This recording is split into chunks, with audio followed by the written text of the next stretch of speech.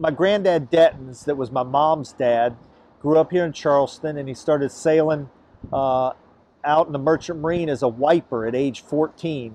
And he worked his way up from the lowest rating is in the engine department as a wiper up to being a chief engineer. And he sailed all through the war, World War II, and came ashore in the 50s. He and my grandma, with no money, started a shipyard. We were incorporated in 1962, and we did primarily Navy work. And we were out in the country in the middle of nowhere with wooden dry docks and wooden piers. My mom and dad met in college. My dad was in the Navy. We lived in Northern Ireland for a couple years. And then we came back to the States. My granddad, Detyens, told my dad, you need to come down here and work at the shipyard. My mom said, you don't want to do that. All they do is drink and party. So we immediately moved down here to my mom's hometown, and my dad went to work at the shipyard. In 1982, my granddad had an opportunity to sell the yard. He'd been doing it for 20 years, 20 plus years, and he came in to tell my dad, you know, I'm gonna sell the shipyard, because at the time my dad was not only the personnel manager but the secretary treasurer of the shipyard. So my dad said, will you sell it to us? Which would have been the president of the shipyard at the time and my dad. And so he said, yeah, but I want all my cash. No money, no paper. I want all the cash. So they went and borrowed $18 million at 17% interest, and they bought the shipyard. My dad and his partner, Mr. Starkey, had a handwritten agreement. If you want out or I want out, here's the deal. In 1990, Mr. Starkey retired. He was older, a lot older than my dad, and my dad bought his half out. So that was in 1990. We were doing primarily Navy work, and we were still out in the country. In 95, my dad and two other fellas got together and put a proposal together to redevelop the Charleston Naval Shipyard when it closed. They were chosen, and the deal with the three of them was Detyens would do the marine work. So we went from the county fair out in the country to Disney World, the best facility that taxpayer dollars could build. We actually worked down in Jacksonville with the Navy for a few years, but decided that just wasn't our cup of tea anymore. And we decided we wanted to be the best ship repair facility in the country. We started out slow, and we took on only the work we knew we could do on time and on budget. We're doing about half government and half commercial work. And on the commercial side, it's probably 50% foreign and 50% domestic. My dad was diagnosed with Lou Gehrig's disease about 14 years ago, 2004. And he's beaten all the odds, but at that time he decided he wanted to pass on the shipyard, but yet be able to watch to make sure that the young guys didn't screw up too bad. So that's when I became the president, and another one of the guys, Larry Reynolds, became our vice president of production, and we've been running the shipyard since. About 6 years ago, as part of my dad's estate planning, myself and my two brothers bought my dad out. And so now I'm very fortunate to be the third generation of Detyens Shipyards. There's actually no Detyens left in Detyens Shipyards, but that name is what we've built our reputation on. And here we are 56 years later. Also housed in our new hull and pipe shop is our welding school.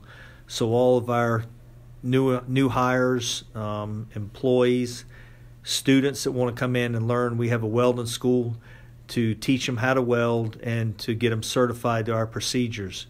So this is all housed in the same building in our hull and pipe shop. This facility is building 2. We had the opportunity to move in here just recently. Over the years since the Navy has moved out, it's been a wide variety of things. We moved our hull shop and pipe shop into this to plan for the next 50 years. There's 2 25-ton overhead cranes in the plate bay that travel out into the plate yard, and then in the main construction bay there's 2 50-ton overhead cranes. So it's a lot larger facility. It's empty right now, but we're looking for the future and looking to do a lot bigger things.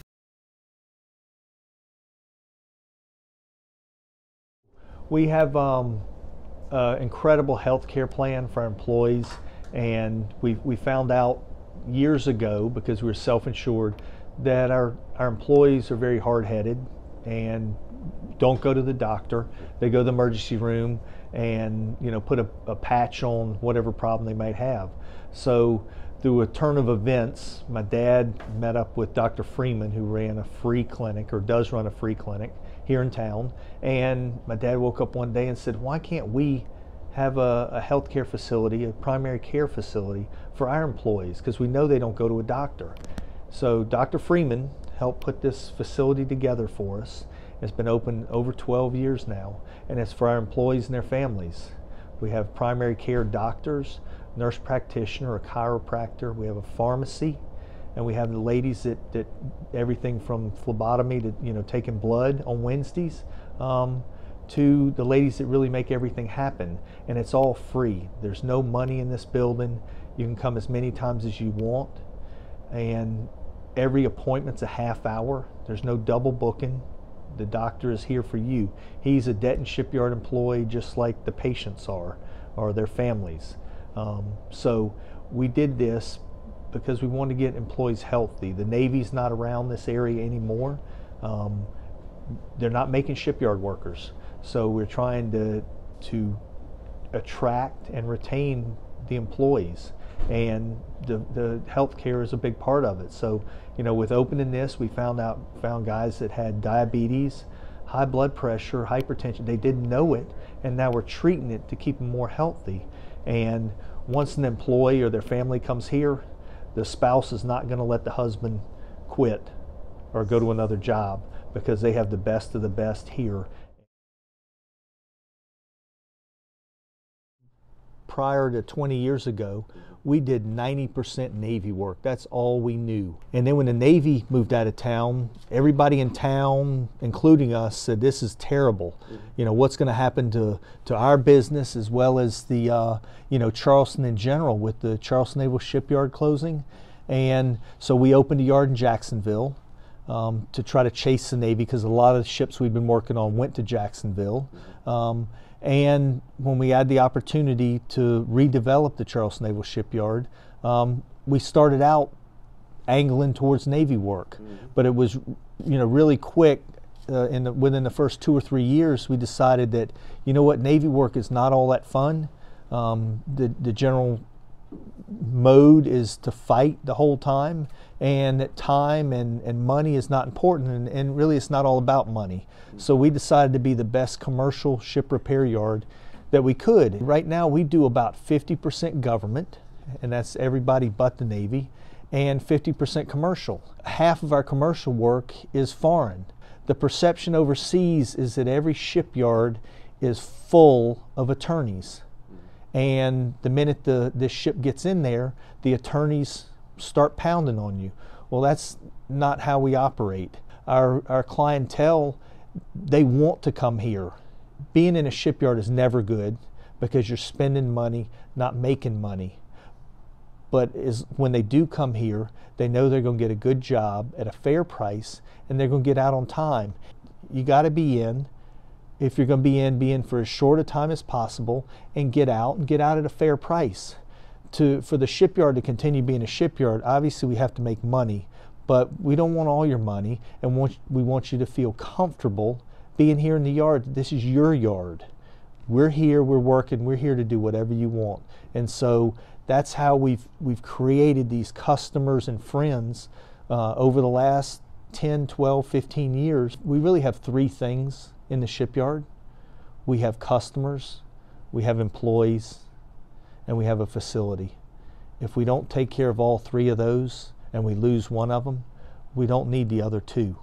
So it's really about keeping all 3 of those in a happy medium, and keeping all 3 of them happy, or in great condition to be able to do the other 2, to be able to take care of the customers and the employees. We have to take care of our facility, and we have to get the customers in, out on time, and out on budget, or they're not coming back.